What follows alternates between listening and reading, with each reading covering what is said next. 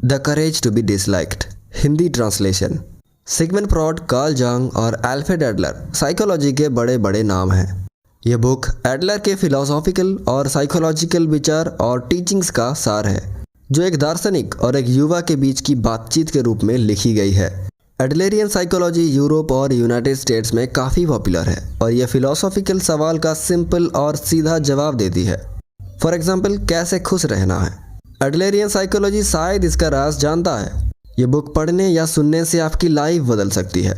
अब चलिए हम युवा के साथ उस डोर के पार जाते हैं। एक 1000 साल पुराने शहर के किनारे एक दार्शनिक रहता था, जो ये सिखाता था कि दुनिया सिंपल है और खुशी हर आदमी के हाथ में है, बस एक पल में। एक युवा जो लाइफ से खुश नहीं था, उस दार्शनिक से मिलने गया कि असली बात क्या है वो जान सके। यह युवा को दुनिया एक उलझी हुई कंट्राडिक्शन की भीड़ लगती थी और उसके घबराए हुए आंखों में खुशी का कोई मतलब नहीं था। युवा बोलते हैं, मैं आपसे एक बार फिर पूछना चाहता हूँ, आपको लगता है कि दुनिया हर तरह से एक सिंपल जगह है? दार्शनिक बोलते हैं, हाँ, यह दुनिया हैरान करने वाली तरह से सिंपल है और जिंदगी भी। युवा बोलते हैं, तो ये आपका एक आइडियलिस्टिक आर्ग्यूमेंट है या काम का थ्योरी? मेरा मतलब है, क्या आप कहते हैं कि जो भी इश्यूज आप या मैं जिंदगी में फेस करते हैं वो भी सिंपल है? दार्शनिक बोलते हैं, हाँ ज़रूर। युवा बोलते हैं, ठीक है, लेकिन मुझे बताइए कि मैं आज आपसे मिलने क्यों आया हूँ। पहले तो मैं आपके साथ इस बात पे डिबेट करना चाहता हूँ जब तक मैं सेटिस्फाइड हो ना जाऊँ, और फिर अगर हो सके मैं चाहता हूँ कि आप अपनी थ्योरी को वापस ले लें। दार्शनिक थोड़ा मुस्कुराते हैं। युवा फिर बोलते हैं, क्योंकि मैंने आपके बारे में सब कुछ सुना है। लोगों का कहना है कि यहाँ एक अजीब सा दार्शनिक रहता है जिसकी टीचिंग्स और आर्ग्यूमेंट्स को इग्नोर करना मुश्किल है। जैसे कि लोग बदल सकते हैं, कि दुनिया सिंपल है और कि सब खुश हो सकते हैं। ऐसी बातें मैंने सुनी हैं, लेकिन मुझे वो नज़रिया बिल्कुल मंजूर नहीं है। इसीलिए मैं खुद से कंफर्म करना चाहता था। अगर मुझे आपकी कोई बात बिल्कुल गलत लगी तो मैं उसको पॉइंट आउट करूंगा और फिर आपको ठीक करूंगा, लेकिन क्या आपको ये अनोइंग लगेगा? दार्शनिक बोलते हैं, नहीं, मुझे तो ये मौका बहुत पसंद आएगा। मैं एक यंग पर्सन जैसा आपसे सुनने की उम्मीद कर रहा था और जितना हो सके उतना सीखना चाहता था, जो आप मुझे बता सकते हैं। युवा बोलते हैं, शुक्रिया, मैं आपको हद से नहीं डालना चाहता। मैं आपके व्यूज़ को कंसिडर करूंगा और फिर जो भी पॉसिबिलिटीज दिखे उन्हें देखूंगा। दुनिया सिंपल है और ज़िंदगी भी सिंपल है। अगर इस थीसिस में कुछ भी सच्चाई हो तो वो बच्चे की ज़िंदगी से हो। बच्चे को कोई भी ऑब्वियस ड्यूटी नहीं होती, जैसे टैक्स देना या काम पे जाना। वो अपने पेरेंट्स और सोसाइटी से प्रोटेक्टेड होते हैं और केयर फ्री लाइफ जीते हैं। वो जो चाहे वो इमेजिन कर सकते हैं और जो चाहे वो कर सकते हैं। उन्हें ग्रीम रियलिटी देखने की कोई ज़रूरत नहीं है, वो बंद आंखों से देखते हैं। लेकिन जब बच्चा बड़ा हो जाता है तो दुनिया अपना असली रूप दिखाती है। बहुत जल्दी ही बच्चा ये जान लेगा कि चीज़ें असल में कैसी है और उसको क्या करना अलाउड है। उसका ओपिनियन बदल जाएगा और उसको सिर्फ इम्पॉसिबिलिटी ही दिखेगी। उसका रोमांटिक व्यू ख़त्म हो जाएगा और उसकी जगह क्रूएल रियलिज्म आ जाएगा। दार्शनिक बोलते हैं, समझ गया, ये एक इंटरेस्टिंग व्यू है। युवा बोलते हैं, बस इतना ही नहीं, जब बच्चा बड़ा हो जाता है तो बच्चा लोगों के साथ हर तरह के कॉम्प्लिकेटेड रिलेशनशिप्स में उलझ जाता है और उस पर हर तरह के रिस्पॉन्सिबिलिटीज डाल दी जाती है। ऐसे ही ज़िंदगी होगी, काम पे भी और घर पे भी, और जो भी रोल वो पब्लिक लाइफ में एज्यूम करेगा। ये तो ऑब्वियस बात है कि वो सोसाइटी के वेरियस इश्यूज से अवेयर हो जाएगा जो उसको बचपन में समझ नहीं आते थे, जैसे डिस्क्रिमिनेशन, वार और इनइक्वालिटी, और वो उनको इग्नोर नहीं कर पाएगा। क्या मैं गलत हूँ? दार्शनिक तुरंत रिप्लाई में बोलते हैं, मुझे तो ठीक ही लग रहा है, आगे बताइए। युवा फिर बोलते हैं, अगर हम अभी भी उस टाइम में रह रहे होते जब रिलीजन का जोर था तो सेल्वेशन शायद एक ओपिनियन होता, क्योंकि डिवाइन की टीचिंग्स हमारे लिए सब कुछ थी। हमें बस उनका पालन करना था और फिर सोचने का कुछ काम नहीं था। लेकिन रिलीजन ने अपने पावर खो दिया है और अब कोई भी रियल बिलीफ नहीं है गॉड में। कुछ भी रिलाई करने के लिए भी नहीं है। सभी एंग्जाइटी और डाउट से भरे हुए हैं। सभी अपने लिए ही जीते हैं। ऐसे ही सोसाइटी है आज। तो मुझे बताइए, इनके रियलिटीज़ को देखते हुए और जो मैंने कहा उसके रोशनी में आप भी कहते हैं कि दुनिया सिंपल है? दार्शनिक बोलते हैं, मेरे कहने में कोई चेंज नहीं है, दुनिया सिंपल है और ज़िंदगी भी सिंपल है। युवा बोलते हैं, कैसे? कोई भी देख सकता है कि ये एक केओटिक मैस ऑफ कंट्राडिक्शन है। दार्शनिक बोलते हैं ये इसीलिए नहीं है कि दुनिया कॉम्प्लिकेटेड है, ये इसीलिए है कि आप दुनिया को कॉम्प्लिकेटेड बना रहे हैं। युवा बोलते हैं मैं? दार्शनिक बोलते हैं हम में से कोई भी ऑब्जेक्टिव वर्ल्ड में नहीं रहता, बल्कि सब्जेक्टिव वर्ल्ड में रहते हैं जो हम खुद ने मीनिंग दिया है। आप जो दुनिया देखते हैं वो मेरी देखी हुई दुनिया से अलग है और आपका वर्ल्ड किसी और के साथ शेयर करना इम्पॉसिबल है।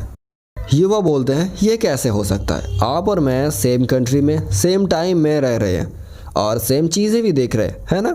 दार्शनिक बोलते हैं आप मुझसे काफ़ी यंग लगते हैं, लेकिन क्या आपने अभी वेल वाटर पिया है जो अभी निकला गया हो? युवा बोलते हैं वेल वाटर बहुत टाइम पहले था, लेकिन मेरे ग्रैंडमदर के घर पे कंट्री साइड में एक वेल था। मैं याद करता हूँ कि गर्मी के दिन उस वेल से निकाले हुए फ्रेश कोल्ड वाटर का मज़ा ले रहा था। दार्शनिक बोलते हैं आपको ये पता होगा, लेकिन वेल वाटर साल भर लगभग सेम टेम्परेचर पे रहता है, लगभग 60 डिग्रीज पे। ये एक ऑब्जेक्टिव नंबर है, ये हर किसी को सेम ही दिखता है जो मेज्योर करता है। लेकिन जब आप समर में वाटर पीते हैं तो वो कूल लगता है, और जब आप विंटर में सेम वाटर पीते हैं तो वो वार्म लगता है। चाहे वो सेम वाटर हो, सेम 60 डिग्रीज पे थर्मोमीटर के हिसाब से, लेकिन उसका लगने का तरीका डिपेंड करता है कि वो समर है या विंटर। तो युवा बोलते हैं यह एनवायरनमेंट में चेंज होने से बना इल्यूशन है। दार्शनिक बोलते हैं नहीं, ये इल्यूशन नहीं है। आप देखो, आपके लिए उस पल में वेल वाटर का कूलनेस या वार्मथ एक अनडिनाइबल फैक्ट है। ये मतलब होता है सब्जेक्टिव वर्ल्ड में रहना। आप अपने सब्जेक्टिविटी एस्केप नहीं कर सकते। अभी के लिए दुनिया आपको कॉम्प्लिकेटेड और मिस्टीरियस लग रही है, लेकिन अगर आप बदल जाते हैं तो दुनिया आपको सिंपल दिखेगी। इश्यू ये नहीं है कि दुनिया कैसी है, लेकिन ये है कि आप कैसे हैं। युवा बोलते हैं मैं कैसा हूँ? दार्शनिक बोलते हैं सही। जैसे आप दुनिया को डार्क ग्लासेस पहन के देख रहे हैं तो नेचुरली सब कुछ डार्क ही लगेगा, लेकिन अगर ऐसा ही है तो आप दुनिया के डार्कनेस पे शिकायत करने की वजह से ग्लासेस उतार सकते हैं। शायद दुनिया आपको बहुत ब्राइट दिखेगी और फिर आप अपनी आंखें बंद कर देंगे। शायद आप ग्लासेस वापस पहनना चाहे, लेकिन क्या आप उन्हें पहले ही उतार सकते हैं? क्या आप सीधा दुनिया को देख सकते हैं? क्या आप में करेज है? युवा बोलते हैं करेज? दार्शनिक बोलते हैं हाँ, ये करेज की बात है। युवा बोलते हैं ठीक है, मुझे बहुत सारे ऑब्जेक्शंस उठाने हैं, लेकिन मुझे लगता है कि बाद में उन पे बात करना बेहतर होगा। मैं कंफर्म करना चाहता हूँ कि आप कह रहे हैं लोग बदल सकते हैं, सही? दार्शनिक बोलते हैं जरूर, लोग बदल सकते हैं, वो खुशी भी ढूंढ सकते हैं। फिर युवा सवाल करते हैं सभी, बिना किसी एक्सेप्शन के? रिप्लाई में दार्शनिक कहते हैं कोई भी एक्सेप्शन नहीं है। युवा थोड़ा मुस्कुराते हैं, अब आप बड़े बोल रहे हैं, ये इंटरेस्टिंग हो रहा है, मैं अभी से आपके साथ आर्ग्यू करना शुरू करूंगा। दार्शनिक बोलते हैं मैं भागने या छुपने वाला नहीं हूँ, हम आराम से डिबेट करते हैं। तो आपका पोजीशन ये है लोग नहीं बदल सकते। युवा बोलते हैं हाँ, वो नहीं बदल सकते। एक्चुअली मैं खुद ही सफ़र कर रहा हूँ क्योंकि मैं नहीं बदल पा रहा हूँ। दार्शनिक फिर से पूछते हैं और साथ ही साथ आप चाहते हैं कि आप बदल पाते? युवा बोलते हैं बिल्कुल, अगर मैं बदल पाता, अगर मैं अपनी ज़िंदगी फिर से शुरू कर पाता तो मैं खुश होकर आपके सामने घुटने टेक देता, लेकिन हो सकता है कि आप मेरे सामने घुटने टेक दें। दार्शनिक बोलते हैं आप मुझसे अपने स्टूडेंट के डेज याद दिला रहे हैं, जब मैं एक हॉट ब्लडेड यंग था जो ट्रूथ ढूंढ रहा था, इधर उधर घूम रहा था, दार्शनिक से मिल रहा था। युवा टोक कर बोलते हैं हाँ, मैं ट्रूथ ढूंढ रहा हूँ, जिंदगी का truth.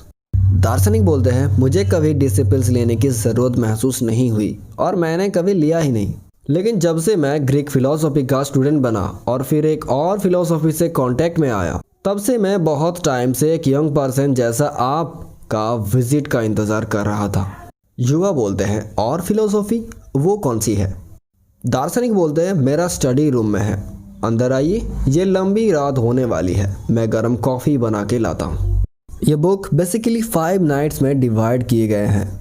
The first night, the night trauma. एक युवा स्टडी रूम में एंटर किया और एक चेयर में स्लाउच करके बैठ गया। उसको दार्शनिक के थ्योरीज रिजेक्ट करने की इतनी जिद क्यों थी? उसको रीजंस बहुत क्लियर थे। उसको सेल्फ कॉन्फिडेंस की कमी थी और बचपन से ही उसका पर्सनल और एकेडमिक बैकग्राउंड और फिजिकल अपीयरेंस के साथ इंफीरियोरिटी कॉम्प्लेक्स था। शायद इसीलिए जब लोग उसको देखते थे तो वो बहुत सेल्फ कॉन्शियस हो जाता था। ज़्यादातर वो दूसरों की खुशी को अप्रिशिएट करना नहीं जानता था और अपने आप को ही तरस खाता था। उसके लिए दार्शनिक के क्लेम्स सिर्फ फैंटेसी की बातें थे। इस फास्ट नाइट में कुल 10 पॉइंट्स है। पहला है द अननोन थॉट जॉइंट।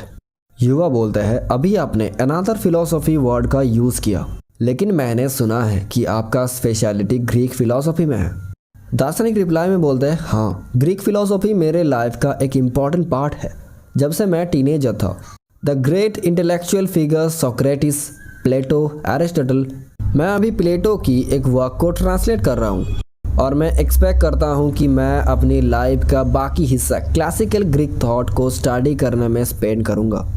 युवा पूछते हैं, तो फिर ये अदर फिलॉसफी क्या है? ये एक बिल्कुल नया स्कूल ऑफ फिलॉसफी है जो 20वीं सेंचुरी के शुरू में ऑस्ट्रेलियन साइकियाट्रिस्ट अल्फ्रेड एडलर ने एस्टैब्लिश किया था।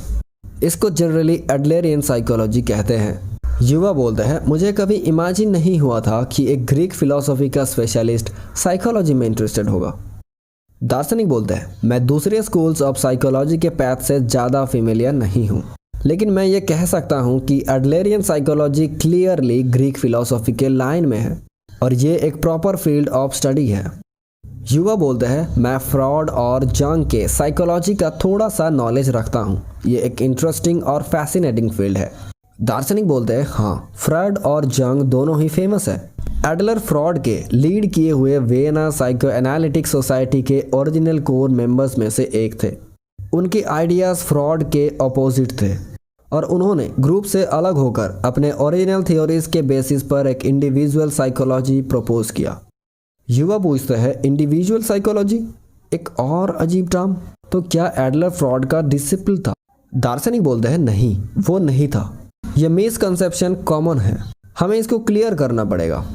एक बात तो यह है कि एडलर और फ्रॉड आगे में काफ़ी क्लोज थे और उनका रिसर्चर्स के तौर पर जो रिलेशनशिप बना था वो इक्वल फुटिंग पर बना था। इस मामले में एडलर जंग से बहुत डिफरेंस था, जो फ्रॉड को फर्दर फिगर मानते थे। वैसे साइकोलॉजी ज़्यादातर फ्रॉड और जंग से एसोसिएटेड होते हैं, लेकिन एडलर को भी दुनिया भर में फ्रॉड और जंग के साथ इस फील्ड के 3 जायंट्स में से एक माना जाता है। युवा बोलते हैं, आई, मुझे इसको ज़्यादा स्टडी करना चाहिए था। दार्शनिक बोलते हैं, मैं समझता हूँ कि आपने एडलर के बारे में नहीं सुना होगा। जैसा कि उन्होंने खुद कहा था, ऐसा टाइम आ सकता है जब कोई मेरा नाम याद ना रखे। हो सकता है कोई भूल ही जाए कि हमारा स्कूल भी एग्जिस्ट करता था। फिर उन्होंने कहा कि इससे कोई फ़र्क नहीं पड़ता। इसका मतलब यह था कि अगर उनका स्कूल भूल गया तो वो इसीलिए होगा क्योंकि उनके आइडियाज़ एक सिंगल एरिया ऑफ स्कॉलरशिप के बाउंड को क्रॉस कर दिया था और कॉमन हो गया था और सबके साथ शेयर किए गए थे। जैसे कि डेल कार्नेगी, जिन्होंने international best seller how to win friends and influence people और how to stop worrying and start living लिखे थे। उन्होंने एडलर को a great psychologist who devoted his life to researching humans and their latent abilities बताए थे। Adler की thinking का influence उनकी राइटिंग्स में क्लियरली दिखता है और स्टीफन कोहे के the 7 habits of highly effective people में भी बहुत सारा कंटेंट एडलर के आइडियाज़ जैसा ही है। दूसरी शब्दों में, एक स्ट्रिक्ट एरिया ऑफ स्कॉलरशिप के बजाय एडलरियन साइकोलॉजी को एक रियलाइजेशन, एक culmination of truth end of human understanding के तौर पर एक्सेप्ट किया जाता है। लेकिन एडलर के आइडियाज़ उनके टाइम से 100 ईयर्स आगे थे और आज भी हम उनको पूरी तरह से समझ नहीं पाए हैं और यही उनकी ट्रूली ग्राउंड ब्रेकिंग बात थी। युवा बोलते हैं, तो आपके थ्योरीज ग्रीक फिलॉसफी से इनिशियली नहीं बल्कि एडलरियन साइकोलॉजी के व्यू पॉइंट से डेवलप हुए हैं। दार्शनिक बोलते हैं, हाँ, बिल्कुल सही। ओके, आपके बेसिक स्टैंड्स के बारे में मुझे एक और बात पूछना है। आप एक दार्शनिक हैं या एक साइकोलॉजिस्ट? दार्शनिक रिप्लाई में बोलते हैं, मैं एक दार्शनिक हूँ जो फिलॉसफी को जीता है और मेरे लिए एडलरियन साइकोलॉजी एक ऐसा फॉर्म ऑफ थॉट है जो ग्रीक फिलॉसफी के लाइन में है और वो ही फिलॉसफी है। युवा बोलते हैं, ऑल राइट देन, चलिए शुरू करते हैं। फर्स्ट नाइट का दूसरा पॉइंट है व्हाई पीपल कैन चेंज। युवा बोलते हैं, पहले हम डिस्कशन के पॉइंट्स प्लान करते हैं। आप कहते हैं कि लोग बदल सकते हैं, फिर आप एक स्टेप आगे जाते हैं, कहते हैं कि सभी को खुशी मिल सकती है। दार्शनिक रिप्लाई में बोलते हैं हाँ सभी, बिना किसी एक्सेप्शन के। युवा बोलते हैं खुशी के बारे में बाद में बात करते हैं और पहले चेंज को एड्रेस करते हैं। सभी लोग अपने आप को बदलना चाहते हैं, मैं भी चाहता हूँ, और मैं श्योर हूँ कि आप जो भी स्ट्रीट पर रोक कर पूछेंगे वो एग्री करेंगे। लेकिन सभी को ऐसा क्यों लगता है कि वो बदलना चाहते हैं?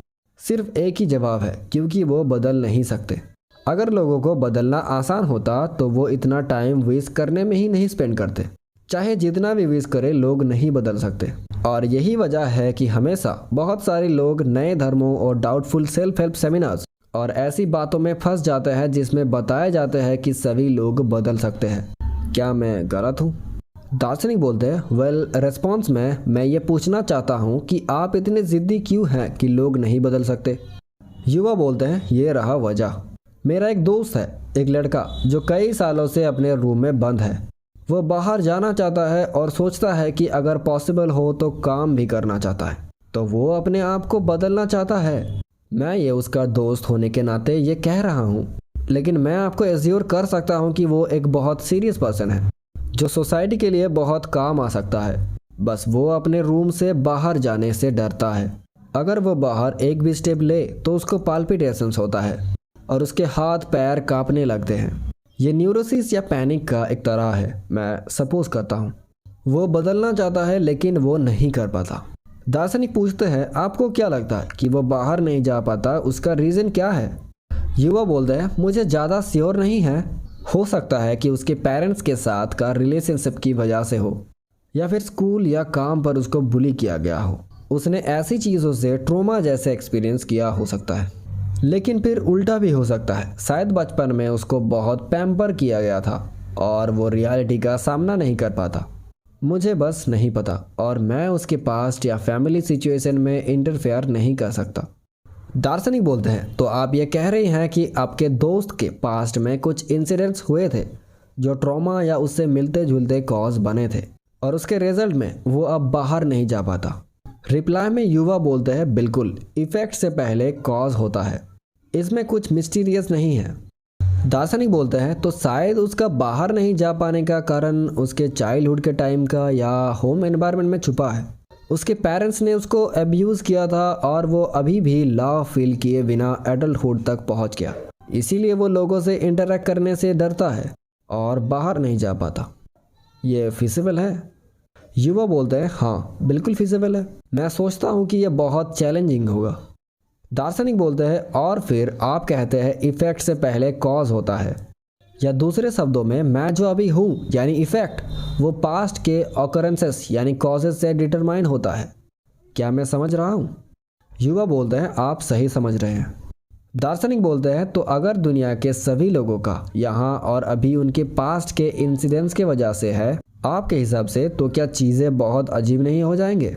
जो भी लोग अपने पेरेंट्स से अब्यूज़ होकर बड़े हुए हैं उन्हें आपके दोस्त की तरह सेम इफेक्ट सहने पड़ेंगे और रिक्लूजेस बन जाएंगे, या फिर ये पूरी आइडिया पानी में गिर जाएंगी। ये तबाही हो सकता है अगर पास्ट एक्चुअली प्रेजेंट को डिटरमाइन करता है और कॉजेस इफेक्ट को कंट्रोल करते हैं। युवा बोलते हैं आप एग्जैक्टली कहना क्या चाहते हैं?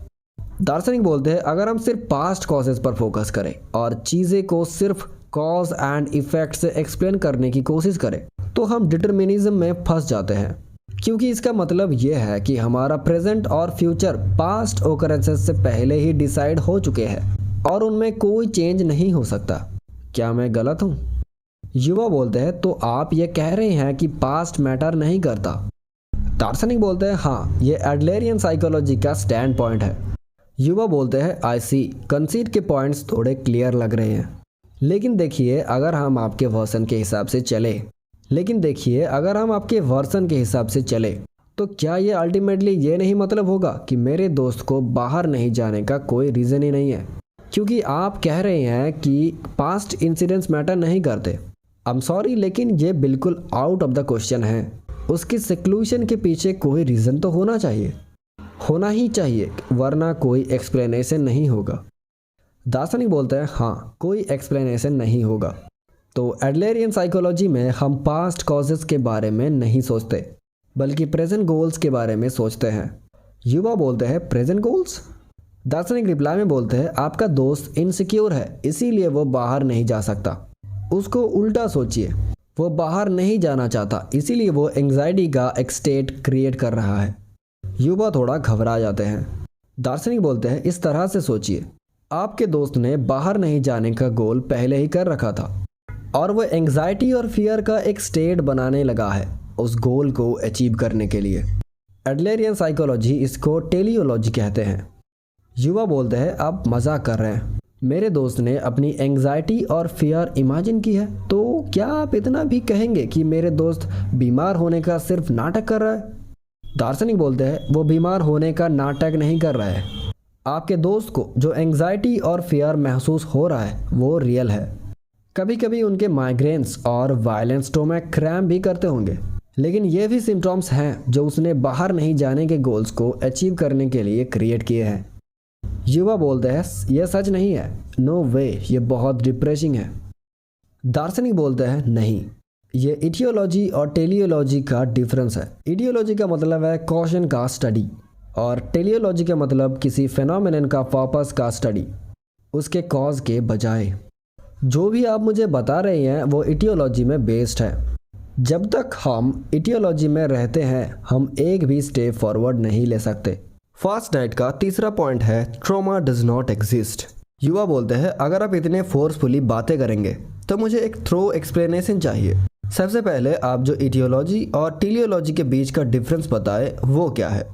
दार्शनिक रिप्लाई में बोलते हैं मान लीजिए आपको कोल्ड और हाई फीवर है और आप डॉक्टर्स के पास जाते हैं। फिर मान लीजिए डॉक्टर्स कहता है कि आपकी बीमारी का रीज़न यह है कि कल जब आप बाहर गए थे तो आप अच्छे से ड्रेस नहीं थे और इसीलिए आपको कोल्ड हुआ। अब क्या आप इससे सेटिस्फाइड होंगे? युवा बोलते हैं बिल्कुल नहीं, मुझे रीज़न से कोई फ़र्क नहीं पड़ता, मैं कैसे ड्रेस था या बारिश हो रही थी या जो भी हो। ये फैक्ट है कि मैं अभी हाई फीवर से सफ़र कर रहा हूँ, ये मैटर करता है मुझे। अगर वो डॉक्टर है तो मुझे ट्रीट करने के लिए मेडिसिन प्रेस्क्राइब करना चाहिए, ये शॉट्स देना चाहिए या जो भी स्पेशलाइज्ड मेजर्स जरूरी है वो करेंगे। दार्शनिक बोलते हैं लेकिन जो लोग इडियोलॉजी स्टैंड लेते हैं जिसमें ज़्यादातर काउंसलर्स और साइकियाट्रिस्ट शामिल होते हैं, वो आर्ग्यू करेंगे कि आप जो सफ़र कर रही हैं वो पास्ट में किसी कॉज से स्टीम किया है और फिर बस आपको कंसोल करके ये कह देंगे कि देखिए ये आपकी गलती नहीं है। सो कॉल्ड ट्रॉमास के बारे में जो आर्ग्यूमेंट्स है वो इडियोलॉजी का टिपिकल है। युवा दार्शनिक को रोक कर बोलते हैं रुको एक मिनट, क्या आप ट्रॉमा का एग्जिस्टेंस ही डिनाई कर रहे हैं? दार्शनिक बोलते हैं हाँ मैं कर रहा हूँ, जिद्दी तरीके से। युवा बोलते हैं क्या आप ये शायद मैं कहना चाहिए एडलर साइकोलॉजी की अथॉरिटी नहीं है? दार्शनिक बोलते हैं एडलरियन साइकोलॉजी में ट्रॉमा डेफिनेटिवली डिनाइड है। ये एक बहुत नया और रिवोल्यूशनरी पॉइंट था। ज़रूर फ्रॉडियन व्यू ऑफ ट्रॉमा फैसिनेटिंग है। फ्रॉड का आइडिया ये था कि एक पर्सन जो साइकिक वुंड्स यानी ट्रॉमास उसके प्रेजेंट अनहैप्पीनेस का कॉज है। जब आप एक पर्सन की लाइफ को एक वास्ट नैरेटिव के तौर पर ट्रीट करते हैं तो उसमें एक इजीली अंडरस्टैंडेबल कैजुअलिटी और सेंस ऑफ ड्रामेटिक डेवलपमेंट होता है जो स्ट्रॉन्ग इंप्रेशंस क्रिएट करता है और एक्सट्रीमली अट्रैक्टिव होता है। लेकिन एडलर ट्रॉमा आर्ग्यूमेंट को डिनाई करते हुए ये कहते हैं कोई भी एक्सपीरियंस अपने आप में हमारी सक्सेस या फेलियर का कॉज नहीं है। हम अपने एक्सपीरियंसेस का शौक से सफ़र करते हैं द सो कॉल्ड ट्रॉमा, बल्कि उनका जो भी हमारे पर्पस से स्वीट करता है वो बनाते हैं। हम अपने एक्सपीरियंस से डिटरमाइन नहीं होते, बल्कि उनका जो मीनिंग हम उन्हें देते हैं वो सेल्फ डिटरमाइनिंग होता है। युवा बोलते हैं तो हम उनका जो भी हमारे पर्पस से सूट करता है वो बनाते हैं। दार्शनिक रिप्लाई में बोलते हैं बिल्कुल, एडलर का जो पॉइंट यहाँ पर फोकस करते हुए जब वो रेफर करते हैं हाँ सेल्फ को अपने एक्सपीरियंस से नहीं बल्कि उनका मीनिंग हम उन्हें देते हैं डिटरमाइन होने के बारे में। वो ये नहीं कह रही हैं कि चाइल्डहुड में हॉरिबल कैलामिटी या अब्यूज़ या दूसरे ऐसे इंसिडेंट्स का एक्सपीरियंस करने का पर्सनालिटी फॉर्म करने पर कोई इन्फ्लुएंस नहीं होता, उनका इन्फ्लुएंसेस स्ट्रांग होते हैं। लेकिन इम्पॉर्टेंट बात यह है कि उनके इन्फ्लुएंसेस से एक्चुअली कुछ भी नहीं डिटरमाइन होते। हम अपनी लाइफ को अपने पास्ट एक्सपीरियंस के दिए हुए मीनिंग के हिसाब से डिटरमाइन नहीं करते हैं। आपकी लाइफ कोई चीज़ नहीं है जो आपको देता है, बल्कि कुछ चीज़ है जो आप खुद चूज़ करते हैं और आप ही वो हैं जो डिसाइड करते हैं कि आप कैसे जीते हैं। युवा बोलते हैं ओके, तो आप ये कह रहे हैं कि मेरा दोस्त अपने रूम में बंद है क्योंकि वो एक्चुअली ऐसे ही जीना चाहता है। ये सीरियस है, बिलीव मी, ये वो नहीं चाहता। अगर कुछ भी हो तो ये कुछ ऐसा है जो उनको सर्कमस्टेंसेस की वजह से चूज़ करना पड़ा। उसके पास और कोई चॉइस नहीं था कि वो अब कौन बने। दार्शनिक बोलते हैं नहीं, मान भी लीजिए कि आपका दोस्त एक्चुअली सोचता है मैं सोसाइटी में फिट नहीं हो सकता क्योंकि मेरे पेरेंट्स ने मुझे अब्यूज़ किया था, तो भी ये उसका गोल ही है ऐसा सोचने का। युवा बोलते हैं ऐसा गोल कैसे हो सकता है। दार्शनिक बोलते हैं इमीडिएट चीज़ शायद ये गोल होगा कि बाहर नहीं जाना। वो अपने अंदर एंग्जाइटी और फियर क्रिएट कर रहे हैं अपनी रीजंस बनाने के लिए कि अंदर ही रहे। युवा प्रश्न करते हैं लेकिन वो बाहर नहीं जाना चाहता, लेकिन क्यों? यहाँ पर एक्चुअल प्रॉब्लम क्या है? दार्शनिक बोलते हैं वेल पेरेंट्स के व्यू से सोचिए, आपको कैसा लगेगा अगर आपका बच्चा एक रूम में बंद हो? युवा रिप्लाई में बोलते हैं मैं वरीड हूँगा, ऑफकोर्स मैं उसकी हेल्प करना चाहूँगा कि वो सोसाइटी में वापस आए। मैं चाहूँगा कि वो ठीक हो और मैं सोचूंगा कि मैंने उसको सही से रेज किया था या नहीं। मैं श्योर हूँ कि मैं सीरियसली कंसर्न हूँगा और हर तरह से ट्राई करूँगा कि उसको नॉर्मल एग्जिस्टेंस में वापस लाऊं। दार्शनिक बोलते हैं यहाँ पर प्रॉब्लम है। युवा बोलते हैं कहाँ? दार्शनिक बोलते हैं अगर मैं अपने रूम में हमेशा रहता हूँ, कभी भी बाहर नहीं जाता, तो मेरे पेरेंट्स वरी करेंगे। मैं अपने पेरेंट्स का सारा अटेंशन अपने ऊपर फोकस कर सकता हूँ। वो मेरे आसपास बहुत केयरफुल रहेंगे और मुझे हमेशा किड ग्लव से हैंडल करेंगे। दूसरी तरफ अगर मैं घर से एक भी स्टेप बाहर ले लूँ तो मैं बस एक फेसलेस मास्क का हिस्सा बन जाऊँगा जिसको कोई अटेंशन नहीं देगा। मैं मुझे ना जानने वालों के बीच गहरा हूँगा और बस एवरेज या उससे कम बन जाऊँगा और कोई मुझे स्पेशल केयर नहीं देगा। ऐसे रिक्लूसिव लोगों के बारे में ऐसी स्टोरीज अनकॉमन नहीं है। युवा बोलता है इनकेस मैं आपके रीजनिंग के लाइन को फॉलो करते हुए मेरे दोस्त ने अपने गोल को अकॉम्प्लिश कर लिया है और अपनी करंट सिचुएशन से सेटिस्फाइड है। दार्शनिक बोलते हैं मुझे डाउट है कि वो सेटिस्फाइड है और मैं श्योर हूँ कि वो हैप्पी नहीं है, लेकिन ये डाउट नहीं है कि वो अपने गोल के लाइन में एक्शन ले रहे हैं। ये कोई चीज़ नहीं है जो सिर्फ आपके दोस्त से यूनिक हो। हम सभी किसी न किसी गोल के लाइन में जीते हैं, यह टेलियोलॉजी हमें बताता है। युवा बोलते हैं नो वे, मैं ये बिल्कुल एक्सेप्ट नहीं करता। देखिए मेरा दोस्त। दार्शनिक टोक कर बोलते हैं सुनिए, ये डिस्कशन कहीं नहीं जाएंगे अगर हम सिर्फ आपके दोस्त के बारे में बात करते रहेंगे तो ये एक ट्रायल इन एब्सेंशिया में बदल जाएगा और वो होपलेस होगा। चलिए कोई और एग्जाम्पल यूज़ करते हैं। युवा बोलते हैं वेल ये कैसा रहेगा, ये मेरी अपनी स्टोरी है जो मैंने कल एक्सपीरियंस किया था। दार्शनिक चौंक जाते हैं और बोलते हैं oh I am all ears. Fast night का 4th पॉइंट है पीपल फेब्रिकेट एंगर। युवा बोलते हैं कल दोपहर मैं कॉफ़ी शॉप में एक बुक पढ़ रहा था जब एक वेटर गुजरा और मेरे जैकेट पर कॉफ़ी गिर गया। वो मैंने अभी अभी खरीदा था, वो मेरा सबसे फेवरेट जैकेट था। मैं कंट्रोल नहीं कर पाया, मैं बस गुस्से में आ गया। मैं उसको बहुत ज़ोर से डांटा। मैं आमतौर पर पब्लिक प्लेसन में ज़ोर से बात करने वाला पर्सन नहीं हूँ, लेकिन कल शॉप मेरी शाउटिंग की आवाज़ से गूंज रही थी क्योंकि मैं रेज में आ गया था और भूल गया कि मैं क्या कर रहा हूँ। तो इसके बारे में क्या कहते हैं? यहाँ पर कोई गोल इन्वॉल्व होने का चांस ही नहीं है। चाहे आप किसी भी एंगल से देखें, यह बिहेवियर कॉज से ओरिजिनेट नहीं होता। दार्शनिक बोलता है तो आप एंगर का इमोशन से स्टिमुलेट हुए और शाउटिंग करने लगे। अब नॉर्मली माइल्ड मैनर्ड है, लेकिन आप एंग्री होने से रेसिस्ट नहीं कर पाए। ये एक अनअवॉइडेबल ऑकरेंस था और आप इसके बारे में कुछ नहीं कर सकते थे। क्या आप ये कहना चाहते हैं? युवा बोलते हैं क्योंकि ये बहुत सरली हुआ, मेरे सोचने से पहले ही वर्ड्स मुंह से निकल गए। दार्शनिक बोलते हैं तो मान लीजिए कल आपके पास एक नाइफ होता और जब आप गुस्से में आ गए तो आप क्राइड अवे हो गए और उसको स्टैब कर दिया। क्या आप फिर भी ये जस्टिफाई कर पाते कि ये एक अनअवॉइडेबल ऑकरेंस था और मैं इसके बारे में कुछ नहीं कर सकता था? युवा बोलते हैं वो कम ऑन, ये एक एक्सट्रीम आर्ग्यूमेंट है। दार्शनिक बोलते हैं ये एक एक्सट्रीम आर्ग्यूमेंट नहीं है। अगर हम आपकी रीजनिंग के साथ प्रोसीड करें तो कोई भी ऑफेंस जो एंगर में कमिट किया गया हो उसको एंगर पर ब्लेम किया जा सकता है और वो पर्सन का रेस्पॉन्सिबिलिटी नहीं रखेगा, क्योंकि बेसिकली आप ये कह रहे हैं कि लोग अपने इमोशंस को कंट्रोल नहीं कर सकते। युवा बोलते हैं तो फिर आप मेरे एंगर को कैसे एक्सप्लेन करेंगे? दार्शनिक बोलते हैं वो इजी है। अब रेज में नहीं आ गए और फिर शाउटिंग शुरू नहीं किए, सिर्फ ये है कि आप एंग्री हुए ताकि आप शाउट कर सकें। दूसरे शब्दों में शाउटिंग का गोल पूरा करने के लिए आपने एंगर का इमोशन क्रिएट किया। युवा इन बातों में कंफ्यूज हो जाते हैं और कहते हैं आप कहना क्या चाहते हैं?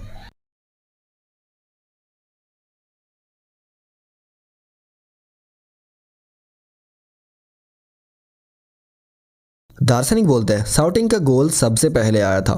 ये कहने का मतलब है कि शाउटिंग करके आप चाहते थे कि वेटर आपको सबमिट हो जाए और सुन ले कि आप क्या कहना चाहते हैं, और इसके लिए आपने एंगर का इमोशन फैब्रिकेट किया। युवा बोलते हैं मैंने फैब्रिकेट किया, आप मजाक कर रहे क्या? दार्शनिक बोलते हैं तो फिर आपने आवाज़ क्यों बढ़ाई? युवा बोलता है जैसा मैंने पहले कहा, मैं गुस्से में आ गया था, मैं डीपली फ्रस्ट्रेटेड था। दार्शनिक बोलता है नहीं, आप बिना आवाज़ बढ़ाए भी मैटर्स एक्सप्लेन कर सकते थे, और वेटर शायद आपको सिंसियर एपोलॉजी देता, आपके जैकेट को क्लीन क्लॉथ से साफ करता और दूसरे अप्रोप्रिएट मेजर्स लेता। वो शायद ड्राई क्लीन करने का भी अरेंजमेंट करता, और कहीं ना कहीं आपके दिमाग में आप एंटिसिपेट कर रहे थे कि वो ये सब चीज़ें करेगा, लेकिन फिर भी आपने शाउट किया। नॉर्मल वर्ड्स में चीज़ों को एक्सप्लेन करने का प्रोसीजर बहुत ट्रैवल लग रहा था, और इसके लिए आपने जो टूल यूज़ किया वो एंगर का इमोशन था। युवा बोलता है नो वे, आप मुझे बेवकूफ़ नहीं बना सकते। मैं एंगर को मैन्युफैक्चर किया ताकि उसको मुझे सबमिट करने के लिए फोर्स कर सकूं। मैं आपको कसम से कहता हूँ, ऐसा सोचने का एक सेकंड भी नहीं था। मैं सोचने से पहले ही गुस्से में आ गया। एंगर एक ज़्यादा इम्पल्सिव इमोशन है। दार्शनिक बोलता है आपने सही कहा। अब सुनिए, मेरे पास एक स्टोरी है। एक दिन एक मदर और डॉटर जोर से झगड़ रहे थे। फिर अचानक टेलीफोन बजा। मदर ने रिसीवर जल्दी से उठाया। उसकी आवाज़ अभी भी एंगर से भरी हुई थी। कॉलर उसकी डॉटर का होम रूम टीचर था। जैसे ही मदर को पता चला कि फ़ोन करने वाला कौन है, उसकी आवाज़ का टोन बदल गया और वो बहुत पोलाइट हो गया। फिर अगले 5 मिनट्स या उससे ज़्यादा तक वो अपने बेस्ट टेलीफोन वॉइस में बात करती रही। जब वो फ़ोन रख दिए, एक पल में उसका एक्सप्रेशन फिर से बदल गया। वो सीधा अपनी डॉटर को डांटने लगी। युवा बोलते हैं वेल, ये कोई खास अनयूजुअल स्टोरी नहीं है। दार्शनिक बोलते हैं आप नहीं समझ रहे हैं। एक शब्द में, एंगर एक ऐसा टूल है जो ज़रूरत के हिसाब से निकाला जा सकता है। वो फ़ोन बजते ही रख दिया जा सकता है, वो फ़ोन रखते ही फिर से निकाला जा सकता है। मदर एंगर में नहीं चिल्ला रही है जो वो कंट्रोल नहीं कर सकती। वो बस एंगर का यूज़ कर रही है अपनी डॉटर को लाउड वॉइस से ओवरपावर करने के लिए और अपनी ओपिनियंस को असर्ट करने के लिए। युवा बोलता है तो एंगर एक गोल अचीव करने का मीन्स है। दार्शनिक बोलता है यही तो टेलियोलॉजी कहता है। युवा बोलता है अब मुझे समझ में आ गया। चाहे हम एंगर की बात करें या मेरे रिक्लूसिव दोस्त की, आपके सारे इंसाइट्स ह्यूमन बींग्स के लिए डिस्ट्रस्ट की फीलिंग से भरे हुए हैं। फर्स्ट नाइट का 5th पॉइंट है how to live without being controlled by the past. दार्शनिक बोलते हैं मैं निहिलिस्टिक कैसे बन सकता हूँ। युवा बोलते हैं सोचिए, सिंपली आप ह्यूमन इमोशन को डिनाई कर रहे हैं। आप कहते हैं कि इमोशन सिर्फ टूल है, वो बस गोल अचीव करने के लिए मीन्स है। लेकिन सुनिए, अगर आप इमोशन को डिनाई करते हैं तो आप एक ऐसा व्यू अपहोल्ड कर रही है जो हमारी ह्यूमैनिटी को भी डिनाई करने की कोशिश करता है, क्योंकि हमारे इमोशंस और ये फैक्ट हम हर तरह के फीलिंग से अवे होते हैं। यही फैक्ट हमें ह्यूमन बनाते हैं। अगर इमोशंस को डिनाई किया जाए तो ह्यूमंस बस मशीन्स के बेकर एक्सक्यूजेस बन जाएंगे। अगर ये निहिलिज्म नहीं है तो फिर क्या है? दार्शनिक बोलता है मैं नहीं डिनाई कर रहा हूँ कि इमोशन एग्जिस्ट करता है, सभी को इमोशंस होते हैं, ये तो ऑब्वियस है। लेकिन अगर आप मुझे ये कहना चाहते हैं कि लोग ऐसे बीइंग्स हैं जो इमोशन से रेसिस्ट नहीं कर सकते, तो मैं उसके अगेंस्ट आर्ग्यू करूंगा। एडलरियन साइकोलॉजी एक ऐसा फॉर्म ऑफ थॉट है, एक फिलॉसफी है जो निहिलिज्म से बिल्कुल अपोजिट है। हम इमोशन से कंट्रोल नहीं होते इस सेंस में, जबकि यह दिखाता है कि लोग इमोशन से कंट्रोल नहीं होते। इसके साथ ही साथ यह भी दिखाता है कि हम पास्ट से भी कंट्रोल नहीं होते। युवा बोलता है तो लोग ना ही इमोशन से और ना ही पास्ट से कंट्रोल होते, क्या आप ये कहना चाहते हैं? दार्शनिक बोलते हैं ओके, फॉर एग्जांपल मान लीजिए किसी का पास्ट में उसके पेरेंट्स का डिवोर्स हो गया था, क्या यह कोई ऑब्जेक्टिव चीज़ नहीं है? जैसे कि वेल वाटर जो हमेशा 60 डिग्रीज होता है, लेकिन फिर क्या वो डिवोर्स फील कोल्ड होता है या वार्मथ? तो ये एक नाव चीज़ है, एक सब्जेक्टिव चीज़ है। पास्ट में जो भी हो गया हो, उसको जो मीनिंग उसको दिया गया है, वो किसी का प्रेजेंट कैसा होगा उसको डिटरमाइन करता है। युवा बोलता है क्वेश्चन ये नहीं है कि क्या हुआ, बल्कि कैसे रिजॉल्व किया गया। दार्शनिक बोलता है बिल्कुल, हम पास्ट में टाइम मशीन से वापस नहीं जा सकते, हम टाइम के हैंड्स को टर्न बैक नहीं कर सकते, और अगर आप इटियोलॉजी में रह जाते हैं तो आप पास्ट से बाउंड हो जाएंगे और कभी भी हैप्पीनेस नहीं पाएंगे। युवा बोलते हैं सही बात, हम पास्ट को चेंज नहीं कर सकते और यही वजह है कि लाइफ इतनी हार्ड है। दार्शनिक बोलते हैं लाइफ सिर्फ हार्ड नहीं है। अगर पास्ट ने सब कुछ डिटरमाइन किया होता और चेंज नहीं हो सकता होता तो हम जो आज जीते हैं वो अपनी लाइफ में इफेक्टिव स्टेप्स फॉरवर्ड लेने में असमर्थ हो जाते। इसका रिजल्ट क्या होता? हम निहिलिज्म और पेसिमिज्म जैसे वैल्यूज में फंस जाते जो दुनिया में होप खो देते हैं और लाइफ से गिव अप कर देते हैं। फ्रॉडियन आइडियोलॉजी जो ट्रॉमा आर्ग्यूमेंट से टिपिफाइड होता है वो डिटर्मिनिज्म का एक डिफरेंट फॉर्म है और वो निहिलिज्म की रोड है। क्या आप ऐसी वैल्यूज एक्सेप्ट करेंगे? युवा रिप्लाई में बोलते हैं मैं उन्हें एक्सेप्ट नहीं करना चाहता, लेकिन पास्ट इतना पावरफुल है। दार्शनिक बोलते हैं पॉसिबिलिटीज के बारे में सोचिए। अगर कोई मान ले कि लोग ऐसे बीइंग्स हैं जो चेंज कर सकते हैं तो इडियोलॉजी पर बेस्ड वैल्यूज अनटेनेबल हो जाते हैं और एक इंसान टेलियोलॉजी का पोजीशन लेना कंपील हो जाते हैं मैटर ऑफ कोर्स के तौर पे। युवा बोलते हैं तो आप ये कहना चाहते हैं कि लोग बदल सकते हैं, ये प्रॉमिस लेना चाहिए। दार्शनिक बोलते हैं ऑफ कोर्स, और प्लीज समझिए ये फ्रॉडियन आइडियोलॉजी है जो हमारी फ्री विल को डिनाई करता है और ह्यूमंस को मशीन्स की तरह ट्रीट करता है। युवा ने खुद को पॉज किया और दार्शनिक के स्टडी रूम को देख रहा था। Floor to ceiling, book shelves, wall जैसे फील किए हुए हैं उनको देख रहा था और एक छोटी सी वुडन डेस्क पर एक फाउंटेन पेन और एक पर्टिशियली रिटन मैन्युस्क्रिप्ट पड़ी थी। उसमें लिखा था लोग पास्ट कॉसेस से ड्रिवन नहीं होते बल्कि अपने आप से सेट किए हुए गोल्स की तरफ मूव करते हैं। यह दार्शनिक का क्लेम था। वो टेलियोलॉजी जो उसने सपोर्ट किया था वो एक ऐसा आइडिया था जो रेस्पेक्टेबल साइकोलॉजी के कैजुअलिटी को रूट से ओवरटर्न कर देता था और युवा को ये एक्सेप्ट करना इम्पॉसिबल लग रहा था। तो वो किस स्टैंड पॉइंट से उसको आर्ग्यू करना शुरू करे? युवा ने एक डीप ब्रीथ लिया। फास्ट नाइट का 6th point, Socrates and Adler. युवा बोलते हैं ऑल राइट, मुझे अपने एक और दोस्त के बारे में बताने दीजिए। एक आदमी जिसका नाम वाई है। वो ऐसा पर्सन है जो हमेशा ब्राइट पर्सनालिटी रखता है और किसी से भी इजीली बात कर लेता है। वो सनफ्लावर जैसा है, सभी उसे प्यार करते हैं और लोग उसके आसपास स्माइल करते हैं। इसके कंट्रास्ट में मैं ऐसा पर्सन हूँ जो सोशली कभी भी इजी टाइम नहीं पाया है और जो कई तरीकों से थोड़ा रैप्ड है। अब आप ये क्लेम कर रही हैं कि लोग एडलर के टेलियोलॉजी से खुद को बदल सकते हैं। दार्शनिक सहमत होकर बोलते हैं हाँ, आप और मैं और सभी खुद को बदल सकते हैं। युवा बोलते हैं तो क्या आपको लगता है कि मैं वाई जैसा बन सकता हूँ? दिल से मैं सच में उसकी तरह बनना चाहता हूँ। दार्शनिक बोलते हैं इस पॉइंट पर मुझे ये कहना पड़ेगा कि ये बिल्कुल आउट ऑफ द क्वेश्चन है। युवा बोलते हैं आहा, अब आप अपने ट्रू कलर्स सिखाने लगे हैं, तो क्या आप अपनी थ्योरी को रिट्रैक्ट करने वाले हैं? दार्शनिक बोलते हैं नहीं, मैं नहीं करूँगा। दार्शनिक बोलते हैं नहीं, मैं नहीं करूँगा। अनफॉर्चुनेटली आपको अभी तक एडलरियन साइकोलॉजी का कुछ भी अंडरस्टैंडिंग नहीं है। बदलने का पहला स्टेप नोइंग है। युवा बोलते हैं तो अगर मैं एडलरियन साइकोलॉजी का कुछ भी समझ सकूं तो क्या मैं वाई जैसा पर्सन बन सकता हूं? दार्शनिक बोलते हैं आप आंसर्स के लिए इतना रास क्यों कर रहे हैं? आपको अपने आप से आंसर्स मिलना चाहिए, ना कि किसी और से जो आपको मिलता है। अदर्स के आंसर्स सिर्फ स्टॉप गैप मेजर्स है, उनका कोई वैल्यू नहीं है। सोक्रेटिस को देखिए, जिसने अपने द्वारा एक्चुअली लिखी गई एक भी बुक नहीं छोड़ी। वो अपने दिन एथेंस के सिटीजन स्पेशली यंग वंस के साथ पब्लिक डिबेट्स करके बिताता था और उसका डिसिपल प्लेटो था जिसने उसकी फिलॉसफी को फ्यूचर जनरेशन के लिए राइटिंग में डाला। एडलर भी लिटरेरी एक्टिविटीज में कम इंटरेस्ट दिखाते थे। उन्हें पर्सनल डायलॉग करने में ज़्यादा मजा आता था कैफे में, वियना में, और वो स्मॉल डिस्कशन ग्रुप रखते थे। वो डेफिनेटली आर्म चेयर इंटेलेक्चुअल नहीं थे। युवा बोलते हैं तो सोक्रेटिस और एडलर दोनों ने डायलॉग से अपने आइडियाज कन्वे किए हैं। दार्शनिक बोलते हैं बिल्कुल, आपके सारे डाउट्स इस डायलॉग से डिस्पेल हो जाएंगे और आप बदलना शुरू कर देंगे, मेरे वर्ड से नहीं बल्कि अपने आप से। मैं उस वैल्यूएबल प्रोसेस को नहीं लेना चाहता जो डायलॉग से आंसर्स तक पहुंचाता है। युवा बोलते हैं तो क्या हम वो डायलॉग ट्राई करने वाले हैं जो सोक्रेटिस और एडलर ने कैरी आउट किया था इस छोटी सी डिस्कशन स्टडी में? दार्शनिक बोलते हैं क्या ये आपके लिए गुड इनफ नहीं है? युवा बोलते हैं मैं पता लगाना चाहता हूँ। तो चलिए इसको इतना ले जाते हैं जितना हम कर सकते हैं, जब तक या तो मैं अपनी थ्योरी को रिट्रैक्ट कर दे या मैं आपके सामने घुटने टेक दूं। फर्स्ट नाइट का 7th पॉइंट है are you okay just as you are. दार्शनिक बोलते हैं ठीक है, मुझे अपने क्वेरी पर वापस जाने दीजिए। तो आप एक ज़्यादा अपबीट पर्सन बनना चाहते हैं जैसे कि वाई? युवा बोलते हैं लेकिन आपने तो अभी रिजेक्ट कर दिया था और कहा था कि आउट ऑफ द क्वेश्चन है। वेल आई गेस ये बस ऐसे ही है, मैं बस आपको हार्ड टाइम देने के लिए ये कह रहा था।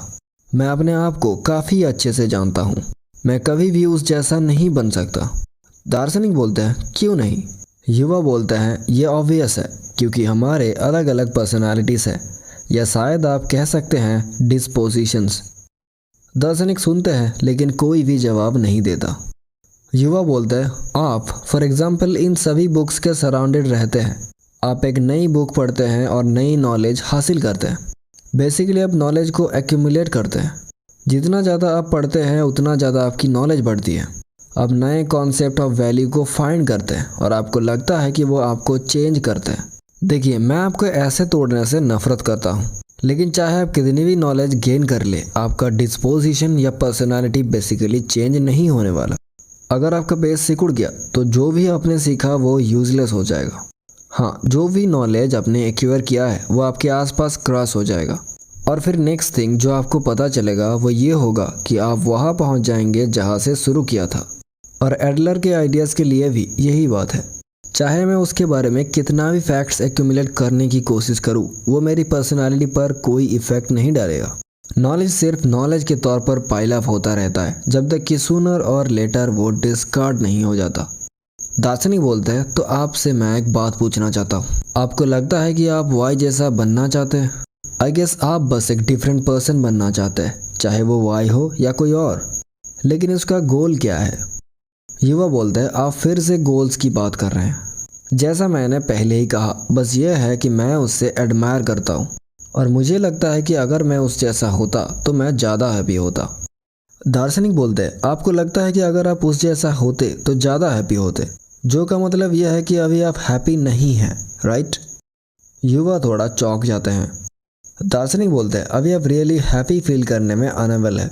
ये इसीलिए है क्योंकि अपने आप को लाभ करना नहीं सीखा है, और अपने आप को लाभ करने की कोशिश करने के लिए आप एक डिफरेंट पर्सन के तौर पर रिबॉर्न होने की विश कर रहे हैं। आप वाई जैसा बनना चाहते हैं और जो भी आप हैं उसको थ्रो अवे कर देना चाहते हैं, करेक्ट? युवा बोलते हैं हाँ, आई गेस ये सही है। लेट्स फेस इट, मैं अपने आप से नफरत करता हूँ। मैं जो ये ओल्ड फैशन फिलोसॉफिकल डिस्कोर्स के साथ प्लेइंग अराउंड कर रहा हूँ और जो इस तरह की चीज़ों से हेल्प नहीं कर सकता, हाँ मैं अपने आप से रियली नफरत करता हूँ। दार्शनिक बोलते हैं दैट्स ऑल राइट। अगर आप आसपास पूछेंगे कि कौन कौन लोग कहते हैं कि वो अपने आप से प्यार करते हैं, तो आपको कोई भी मिलना मुश्किल होगा जो सीना तान कर कहेगा हाँ मैं अपने आप से प्यार करता हूँ। युवा बोलते हैं आपके बारे में क्या है? क्या आप अपने आप से प्यार करते हैं? दार्शनिक बोलते हैं कम से कम मैं ये नहीं सोचता कि मैं एक डिफरेंट पर्सन बनना चाहता हूँ, और मैं एक्सेप्ट करता हूँ जो मैं हूँ।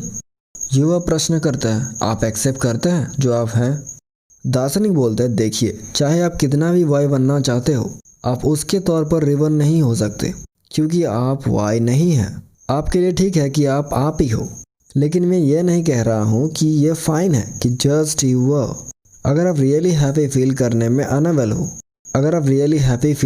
अनेबल हो तो ये क्लियर है कि things just as they are में राइट नहीं है। आपको एक फुट को दूसरे फुट से आगे रखना है और स्टॉप नहीं करना है। युवा बोलते हैं ये कठिन तरीका है इसे कहने का, लेकिन मैं आपका पॉइंट समझ गया। ये क्लियर है कि मैं just the way I am में राइट नहीं हूँ, मुझे फॉरवर्ड मूव करना है। एडलर को फिर से कोट करते हुए दार्शनिक कहते हैं the important thing is not one is born with, but what use one makes of that equipment. आप वाई या किसी और जैसा बनना चाहते हैं क्योंकि आप पूरा फोकस कर रही हैं उस चीज़ पर जिसके साथ आप बॉर्न हुए थे। इंस्टेड आपको फोकस करना है उस चीज़ पर जो आप अपने इक्विपमेंट का यूज़ कर सकते हैं। फर्स्ट नाइट का 8 point, unhappiness is something you choose for your self.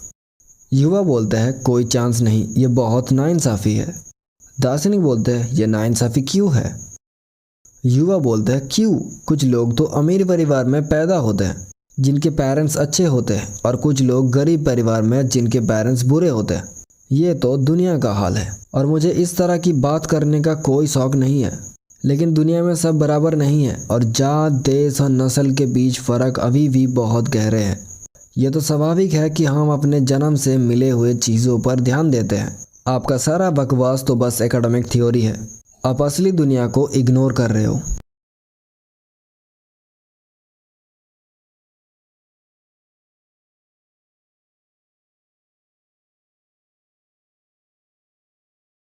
दार्शनिक बोलते हैं असली दुनिया को इग्नोर करने वाला तुम हो। तुम्हारे जन्म से मिले हुए चीज़ों पर अटके रहने से रियलिटी बदलेगी क्या?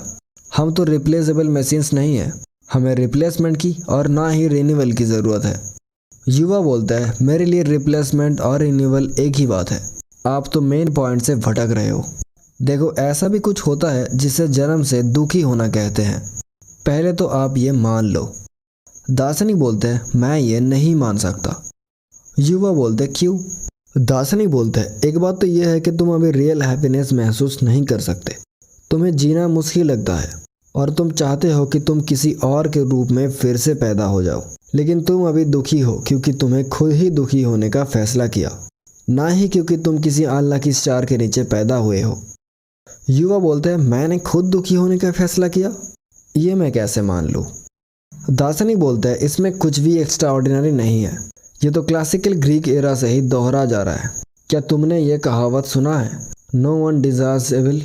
ये एक प्रोपोजिशन है जो जनरली सोक्रेटिक पैराडॉक्स के नाम से जाना जाता है। युवा बोलता है एविल चाहने वाले लोगों की कमी तो नहीं है ना? ज़रूर, बहुत सारे चोर और कातिल हैं, और पॉलिटिशियंस और ऑफिशियल्स के सैडी डील्स को भूल मत जाना। शायद एक सच्चा ईमानदार इंसान जो इविल नहीं चाहता ढूंढना मुश्किल है। दार्शनिक बोलते हैं बिना शक इविल बिहेवियर की कमी नहीं है, लेकिन कोई भी, चाहे वो सबसे ज़्यादा हार्डन क्रिमिनल ही क्यों ना हो, क्राइम में इन्वॉल्व नहीं होता सिर्फ इविल एक्ट्स करने के लिए। हर क्रिमिनल के पास क्राइम में इन्वॉल्व होने का एक इंटरनल जस्टिफिकेशन होता है। पैसे की लड़ाई किसी को मर्डर करने पर मजबूर करती है।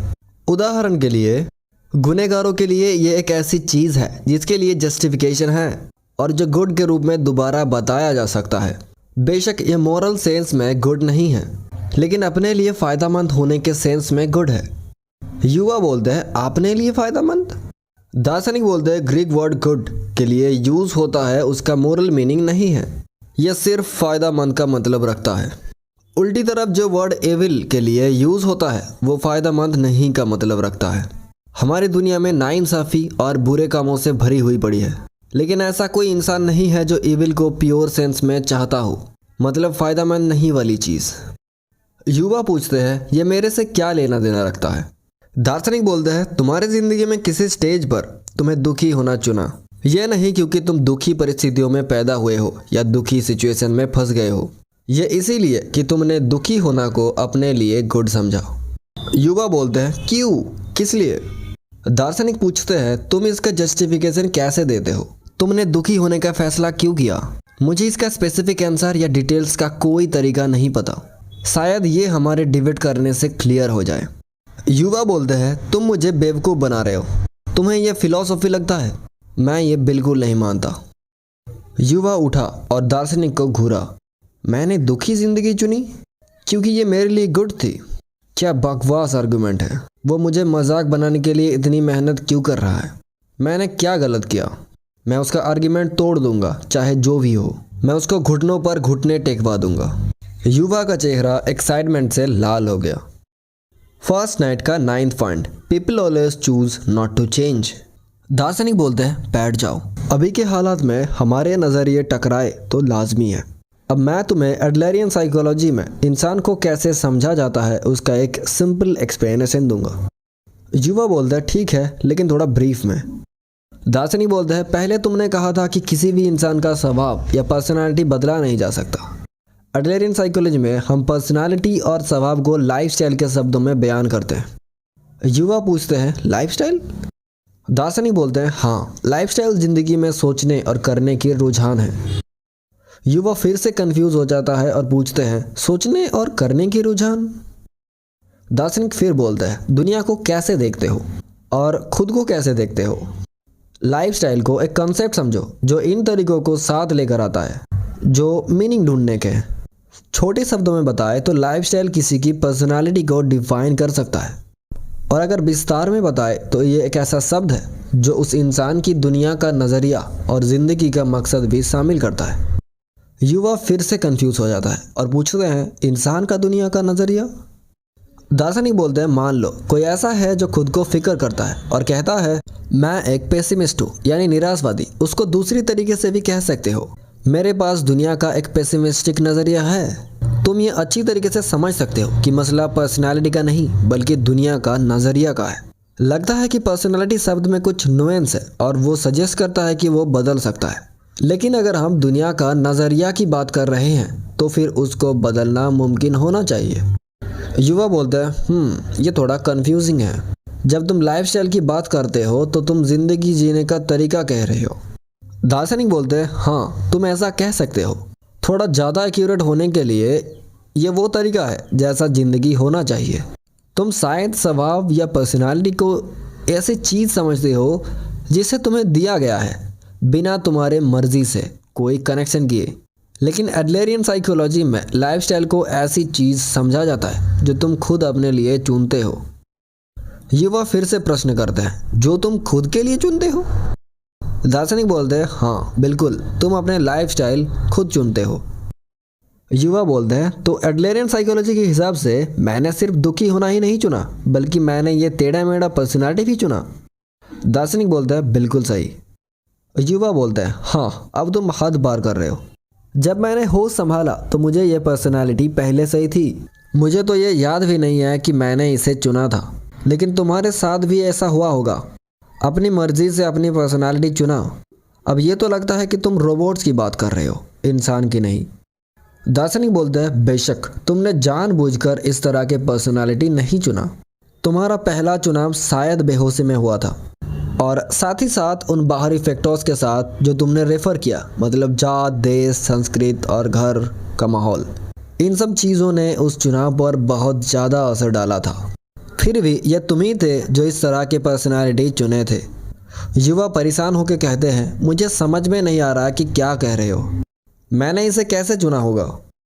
दार्शनिक बोलता है एडलरियन साइकोलॉजी का नज़रिया यह है कि 10 साल की उम्र के आसपास होता है। युवा बोलते हैं चलो मान लिया, और अब मैं बहुत ज़्यादा दाव पर लग रहा हूँ कि जब मैं 10 साल का था तो मैंने बेहोशी में ये लाइफस्टाइल या जो भी है चुना था, तो क्या इसका कोई फ़र्क पड़ता है? तुम इसे पर्सनालिटी या स्वभाव या लाइफस्टाइल कहो, लेकिन चाहे जो भी हो, मैं इस तरह की लाइफस्टाइल बन चुका था। हालात में कोई बदलाव नहीं होता। दार्शनिक बोलते हैं यह सही नहीं है। अगर तुम्हारा लाइफस्टाइल वो चीज़ नहीं है जिसे तुम नेचुरली पैदा हुए हो, बल्कि वो चीज़ है जो तुमने खुद चुनी है, तो फिर उसको दोबारा चुनना मुमकिन होना चाहिए। युवा बोलते हैं तो इसका मतलब अब तुम कह रहे हो कि मैं फिर से उसको चुन सकता हूँ। दार्शनिक बोलते हैं शायद तुम अब तक अपने लाइफस्टाइल से अनजान थे और शायद तुम्हें लाइफस्टाइल का कॉन्सेप्ट भी नहीं पता था। बेशक कोई भी अपना जन्म नहीं चुन सकता। इस देश में, इस दौर में और इस माँ बाप के साथ पैदा होना तुमने नहीं चुना, और इन सब चीज़ों को बहुत ज़्यादा असर होता है। तुम शायद निराशा महसूस करोगे और दूसरे लोगों को देखकर सोचोगे काश मैं उनकी परिस्थितियों में पैदा होता, लेकिन तुम्हें यहाँ रुकना नहीं चाहिए। मसला गुजरा हुआ वक्त का नहीं बल्कि यहाँ हाल का है। तो अब तुमने लाइफस्टाइल के बारे में सीख लिया, लेकिन अब से आगे तुम्हारे साथ क्या होगा वो तुम्हारी जिम्मेदारी है। चाहे तुम अब तक का लाइफस्टाइल चुनते रहो या एक बिल्कुल नया लाइफस्टाइल चुनो, ये तुम पर निर्भर करता है। युवा बोलते हैं तो मैं दोबारा कैसे चुनूं? तुम मुझे कह रहे हो तुम्हें खुद ही अपना लाइफस्टाइल चुना और अब जल्दी से एक नया चुन लो, लेकिन मैं तो बस ऐसे ही बदल नहीं सकता। दार्शनिक बोलते हैं हाँ, तुम बदल सकते हो। लोग किसी भी वक्त बदल सकते हैं, चाहे वो किसी भी माहौल में हो। तुम बदल नहीं पा रहे हो सिर्फ इसीलिए क्योंकि तुमने बदलने का फैसला नहीं किया। युवा थोड़ा कंफ्यूज हो जाता है और कहते हैं तुम ठीक से कहना क्या चाहते हो? दार्शनिक बोलते हैं लोग लगातार अपने लाइफस्टाइल को चुनते रहते हैं।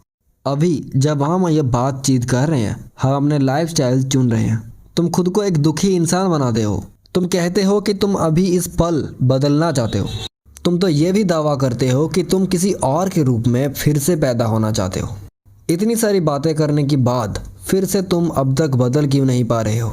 ये इसीलिए है क्योंकि तुम लगातार अपने लाइफस्टाइल को बदलने का फैसला नहीं कर रहे हो। युवा बोलता है नहीं, क्या तुम नहीं देख सकते कि ये बिल्कुल बेवकूफ़ी है? मैं तो बदलना चाहता हूँ, ये मेरा सच्चा इरादा है, तो मैं कैसे बदलने का फैसला नहीं कर सकता? दार्शनिक बोलते हैं हालांकि कुछ छोटे मोटे परेशानियां या सीमाएं हैं। तुम शायद ये सोचते हो जो लाइफस्टाइल तुम्हारे पास अभी है वो सबसे प्रैक्टिकल है या इसे ऐसे ही छोड़ देना आसान है। अगर तुम ऐसे ही रहोगे तो अनुभव तुम्हें वक्ती घटनाओं का सही तरीके से जवाब देने में मदद करेगा और अपने एक्शंस के रिजल्ट को गेस करने में भी। तुम ये कह सकते हो कि यह तुम्हारा पुराना पहचाना हुआ गाड़ी चलाने जैसा है। वो थोड़ा आवाज़ करती होगी लेकिन उसको ध्यान में रखकर आसानी से हैंडल कर सकते हो। दूसरी तरफ अगर कोई एक नया लाइफस्टाइल चुनता है तो कोई नहीं बता सकता कि उसके नए खुद के साथ क्या होगा या वो व्यक्ति घटनाओं से कैसे निपट पाएगा। आगे का नज़ारा मुश्किल से दिखेगा और ज़िंदगी में चिंता भर जाएगी। एक ज़्यादा दर्दनाक और दुखी ज़िंदगी आगे हो सकती है। आसान शब्दों में कहूँ तो लोगों को चीज़ों से अलग अलग शिकायतें होती है, लेकिन ऐसे ही रहना आसान और सुरक्षित होता है।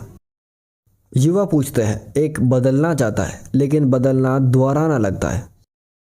दार्शनिक बोलते हैं, जब हम अपने लाइफस्टाइल को बदलने की कोशिश करते हैं तो हम अपनी बहुत बड़ी हिम्मत को परखते हैं। बदलने से जो चिंता पैदा होती है और ना बदलने से जो निराशा होती है, मैं इसमें श्योर हूँ कि तुमने बाद वाला चुना है। युवा बोलते हैं, रुको, अभी अभी तुमने हिम्मत शब्द का इस्तेमाल किया।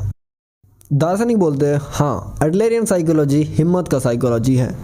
तुम्हारा दुख तुम्हारे गुजरे हुए वक्त का माहौल पर इल्ज़ाम नहीं लगा सकता और ना ही ये कि तुम में काबिलियत की कमी है। तुम सिर्फ हिम्मत की कमी रखते हो। कोई कह सकता है कि तुम खुश होने के हिम्मत से वंचित हो। फास्ट नाइट का 10th और last point, your life is decided here and now. युवा बोलते हैं, खुश रहने की हिम्मत। दार्शनिक बोलते हैं, क्या तुम्हें और समझने की ज़रूरत है? युवा तुरंत बोला, नहीं रुको, ये बहुत कंफ्यूजिंग हो रहा है। पहले तो मुझे कहते हो कि दुनिया एक सिंपल जगह है। यह कॉम्प्लिकेटेड सिर्फ मुझे लग रहा है और मेरी सब्जेक्टिव व्यूज़ को ऐसे बना रही है, और भी कि ज़िंदगी कॉम्प्लिकेटेड सिर्फ मैं ही बना रहा हूँ जो मुझे खुश रहने में डिफ़िकल्टी क्रिएट करती है। फिर तुम कहते हो कि एक टेलियोलॉजी का स्टेंस लेना चाहिए, फ्रॉडियन इडियोलॉजी के अपोजिट में, कि एक को अपने पास्ट के कॉजेस को नहीं ढूंढना चाहिए और ट्रॉमा को डिनाई करना चाहिए। तुम कहते हो कि लोग कोई ना कोई गुड अचीव करने के लिए एक्ट करते हैं इंस्टीड ऑफ बीइंग कैप्चर्स, जो अपने पास्ट के कॉजेस से ड्रिवन होते हैं। सही? दार्शनिक सहमति देता है। युवा फिर बोलते हैं, और भी टेलियोलॉजी का मेजर प्रॉमिस के हिसाब से तुम कहते हो कि लोग बदल सकते हैं, कि लोग हमेशा अपने लाइफस्टाइल्स को सिलेक्ट करते रहते हैं। दार्शनिक बोलते हैं, हाँ यह सही है। युवा बोलते हैं, तो मैं बदल नहीं पा रहा हूँ क्योंकि मैं खुद ही बार बार चेंज करने के लिए डिसीजन लेता रहता हूँ। मुझे नया लाइफस्टाइल चूज़ करने की हिम्मत नहीं है, मतलब मुझे खुश रहने की हिम्मत नहीं है, और इसीलिए मैं अनहैप्पी हूँ। क्या मैंने कुछ गलत समझा? दार्शनिक बोलते हैं, नहीं, तुमने सही समझा। युवा बोलते हैं, ठीक है, तो अब मेरा सवाल यह है कि मुझे असली में क्या करना चाहिए? मैं अपनी ज़िंदगी को बदलने के लिए क्या करूँ? तुमने ये सब अभी तक एक्सप्लेन नहीं किया। दार्शनिक बोलते हैं, तुम सही हो। अब तुम्हें यह करना चाहिए कि अपने करंट लाइफस्टाइल को स्टॉप कर दो। फॉर एग्जाम्पल, पहले तुमने कहा था अगर मैं वाई जैसा होता तो मैं खुश होता। जब तक तुम ऐसे ही जीते रहोगे, अगर ऐसा होता कि पॉसिबिलिटी में, तुम कभी भी नहीं बदल पाओगे, क्योंकि अगर मैं वाई जैसा होता, बोलना अपने आप को चेंज ना करने का बहाना है। युवा कंफ्यूज होकर पूछते हैं, चेंज ना करने का बहाना? दार्शनिक बोलते हैं, हाँ, मेरे एक यंग फ्रेंड है जो नॉवेलिस्ट बनने की सपना देखता है, पर वो कभी भी अपना काम कंप्लीट नहीं कर पाता। उसके हिसाब से उसका जॉब उसको बहुत बिजी रखता है और उसको नॉवेल्स लिखने का टाइम नहीं मिलता, और इसीलिए वो काम कंप्लीट नहीं करके अवार्ड्स के लिए एंटर नहीं कर पाता। पर क्या ये असली वजह है? नहीं, असल में यह है कि वो अगर मैं ट्राई करूँ तो मैं कर सकता हूँ, कि पॉसिबिलिटी को ओपन रखना चाहता है, किसी भी चीज़ में कमिट ना होने के लिए। वो अपना काम क्रिटिसिज्म से बचाना चाहता है और वो रियलिटी से नहीं मिलना चाहता कि शायद वो एक inferior piece of writing produce करके रिजेक्ट हो जाए। वो उस पॉसिबिलिटी में जीना चाहता है जहाँ वो कह सकते हैं कि अगर आप उस टाइम मिलते तो वो कर लेता, या अगर उसको प्रॉपर एनवायरनमेंट मिलता तो वो लिख लेता, और कि उसमें टैलेंट तो है ही। और शायद वो 10 साल बाद फिर से बहाना बनाएंगे, जैसे मैं अब यंग नहीं रहा, या अब मेरे पास फैमिली भी होता है, एट्सेट्रा। युवा बोलते हैं, मैं उसकी फीलिंग्स को बहुत रिलेट कर सकता हूँ। दार्शनिक बोलते हैं, उसको बस अपनी राइटिंग के अवार्ड के लिए एंटर करना चाहिए, और अगर रिजेक्ट हो जाए तो कोई बात नहीं, अगर वो ऐसा करेगा तो शायद वो ग्रो करेगा या फिर वो डिस्कवर करेगा कि उसको कुछ और परस्यू करना चाहिए। दोनों ही केसेस में वो आगे बढ़ पाएगा। यही करंट लाइफस्टाइल को चेंज करने का मतलब है। वो कहीं नहीं पहुंचेगा अगर वो कुछ भी सबमिट ना करे। युवा बोलते हैं पर शायद उसके सपने टूट जाएंगे। दार्शनिक बोलते हैं वेल मैं सोचता हूँ सिंपल टास्क्स जो किए जाने चाहिए के साथ साथ हर बार अलग अलग रीजंस देने से कि क्यों नहीं कर सकते, ये एक हार्ड वे टू लीव है नहीं। तो मेरे फ्रेंड के केस में जो नॉवेलिस्ट बनने की सपना देखता है, ये साफ है कि आई या सेल्फ ही ज़िंदगी को कॉम्प्लिकेटेड और खुश रखने के लिए बहुत डिफ़िकल्ट बना रहा है। युवा बोलता है ये एक स्ट्रॉन्ग मेडिसिन की तरह है। हाँ मैं एग्री करता हूँ। दार्शनिक बोलते हैं पर अगर तुम अपना लाइफस्टाइल बदलते हो दुनिया और अपने आप को मीनिंग देने का तरीका, तो तुम्हारा दुनिया से इंटरेक्ट करने का तरीका और तुम्हारा बिहेवियर भी बदलना पड़ेगा। ये बात मत भूलना, एक को बदलना पड़ेगा। तुम जैसे तुम हो अपना लाइफस्टाइल चूज़ करना पड़ेगा। ये मुश्किल लग सकता है पर यह बहुत सिंपल है। युवा बोलते हैं तुम्हारे हिसाब से ट्रॉमा जैसी कोई चीज़ नहीं है और एनवायरनमेंट भी मैटर नहीं करता। यह सब सिर्फ बैगेज है और मेरी अनहैप्पीनेस मेरी ही गलती है, राइट? मैं लगता है कि मैं हर चीज़ के लिए क्रिटिसाइज हो रहा हूँ जो मैंने कभी किया और कर रहा हूँ। दार्शनिक बोलता है नहीं, तुम्हें क्रिटिसाइज नहीं किया जा रहा है, बल्कि एटलस के टेलियोलॉजी तुम्हें ये बताता है जो भी तुम्हारी ज़िंदगी में अब तक हुआ है उसका अब से तुम्हारा जीने पे कोई असर नहीं होना चाहिए। कि तुम जो भी यहाँ पर अब जीते हो तुम ही अपनी ज़िंदगी का निर्धारण करते हो। युवा बोलते हैं मेरी ज़िंदगी इस एग्जैक्ट पॉइंट पे निर्धारित होती है। दार्शनिक रिप्लाई में बोलते हैं हाँ, क्योंकि पास्ट एग्जिस्ट नहीं करता। युवा बोलते हैं ठीक है, वेल मैं तुम्हारी थ्योरी से एकदम एग्री नहीं करता। बहुत सारे पॉइंट्स हैं जिन पे मैं कन्विंस नहीं हूँ और जिनके अगेंस्ट मैं आर्ग्यू करना चाहता हूँ, लेकिन साथ ही साथ तुम्हारे थ्योरीज को और कंसिडर करना चाहिए और मैं डेफिनेटली एडलरियन साइकोलॉजी के बारे में और सीखना चाहता हूँ। मैं सोचता हूँ कि आज के लिए मुझे काफ़ी हो गया, पर मैं उम्मीद करता हूँ कि तुम्हें बुरा नहीं लगेगा अगर मैं नेक्स्ट वीक पर फिर आऊँ। अगर मैं ब्रेक ना लूँ तो शायद मेरा दिमाग फट जाएगा। दार्शनिक बोलते हैं मैं श्योर हूँ कि तुम्हें अपने आप को सोचने का टाइम चाहिए। मैं यहाँ हमेशा हूँ, तो तुम जब चाहे आ सकते हो। मुझे मज़ा आया, थैंक यू, फिर बात करेंगे। युवा बोलता है ग्रेट, एक लास्ट बार अगर मैं कर सकता हूँ। आज का डिस्कशन लंबा और काफ़ी इंटेंस था और शायद मैं थोड़ा रूडली बोला, उसके लिए मैं माफ़ी चाहता हूँ। दार्शनिक बोलते हैं इसकी टेंशन मत लो, तुमको प्लेटोस डायलॉग पढ़ना चाहिए। सोक्रेटिस के डिसिपल्स का कॉन्डक्ट और लैंग्वेज सरप्राइजिंगली लूज होता है। ये डायलॉग ऐसा ही होना चाहिए।